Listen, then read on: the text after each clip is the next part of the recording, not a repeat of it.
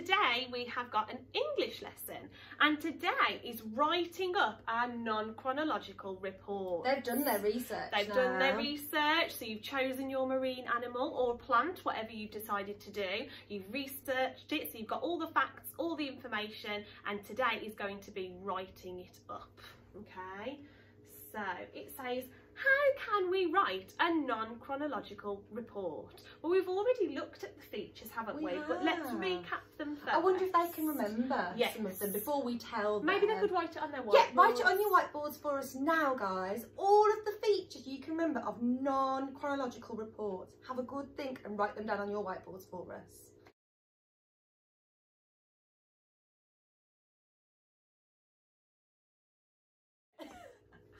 Okay, hold those whiteboards up for us then, guys. Oh, we've got quite a few ideas. I can see a lot of them. Title has come up. Title. That's one of the easiest ones. It is. It's the first one you see in a non-chronological report. At the top, a title. Brilliant. Fabulous. Shall we see? So we've got title. Yep, brilliant. title. Oh, I wonder what's going to be next. Introduction. That comes underneath, doesn't it? The title. What is the purpose of the introduction though? Why do we need one? What? Well, it gives us a bit of an overview. It just tells us a little bit about what the whole non-chronological report is going to be about. But it doesn't go into lots of detail, does it? No. It just gives us a few facts, just to get us started off, really. Brilliant. So we've got the title, the introduction, subheadings. So they're like mini titles, aren't they? They are. Just to separate our text, isn't it? Separate it out into different paragraphs. Lovely. We've got some facts. It's not a story, it's a non-fiction piece of writing. So we're not making it up, are we? We're not just plucking things out of thin air. Yeah, and you've done your research, so you should have your facts already ready to go. Definitely. Ooh. And then you might even want some pictures and captions. So all that means is that you'd have a picture, and then underneath the picture it tells you what it is. So it might just be the name of the creature, it might be what they're doing. Just a short sentence. Just a short sentence. We used to do this loads in reception, so you should be amazing. You should be experts. Brilliant. It's just like a little label, isn't it? It is just a little label, yeah. So we've got the title, we've got the introduction, we've got our subheadings to split it into different sections. You might have one subheading saying, what do they eat? And then underneath you write all about the things that your animal likes to eat. Yes. And then we've got our facts. So we're not making it up, it's not a story. We are writing down what we have found out about that creature. And then we've got some pictures and captions just to make it look a bit more interesting. You might want to print some up, you might want to draw your own. Absolutely fine. Yeah, brilliant. Okay. So let's have a look then, guys. So we've got our title, so that's what it looks like. Picture and a caption, so that's what I mean by a caption. Underneath it just says it's just got the name of the shark.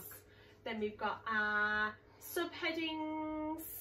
Here, look, we've got our introduction at the beginning, and then our facts in our section. All over, really, aren't they? All over the place. All over. Oh, I like this at the bottom. That's big facts. So they're like the most important ones, or the most interesting ones. Yeah, and they've got a box around it, haven't they, to draw our attention to it. Yes, definitely. Fabulous. Okay then, children, let's have a go at doing one together first. Just we've done the title already, haven't we? The title's already done, and we've got a couple of subheadings and our pictures, so we had a bit of a head start. So first of all then, after our title, we need you've got an introduction. So that's just to start us off, isn't it? And our report is going to be about crabs. All about crabs. All about That's our crabs. title. So we know that crabs are crustaceans. That just means that they have a shell. They have a shell to protect them. So I'm going to write that as my introduction. I'm just going to get my pen first. There we go. There we go. Okay, so capital letter. Yeah, capital letter for the start of our sentence. So crabs. Make sure you've got those and an F, tricky word. Crabs are crustaceans. It's quite a tricky one, isn't it? You might have to research that. There's quite a few syllables in that, isn't there? Crustaceans. The crust bit, we can use our sounds for, can't we? And the making the A. We've just done that recently this week, haven't we? A. But it's the shuns bit at the end that's a little bit tricky. Lovely. Crabs are crustaceans, full stop. Brilliant. Fantastic. Now you might write a little bit more than us in your introduction. We're just giving you an idea. Okay. Just giving you an idea. So title, introduction. Now we're on to our first subheading. This what does it say? A question. It says, where do they live? Where do they live? Well, we did some research, didn't we, Miss Katie? Because we thought we need to make sure we've got our facts right. We're not just making it up. No, we're not making it up. It's not fiction, it's non-fiction. We need our facts. And we found out that crabs live anywhere near an ocean. So all over the world, as long as there's an ocean, even in the Antarctic, the polars, if there's an ocean there, there'll be crabs. Okay. So how can we put that into a sentence? Maybe a couple. Crabs can live anywhere by the sea. Yeah, so anywhere in the world, as long as they're by the sea. Capital letter again. So crabs can live. Have to remember the on the end, don't we? Crabs can live anywhere. Anywhere's another one of those tricky words. And where, actually.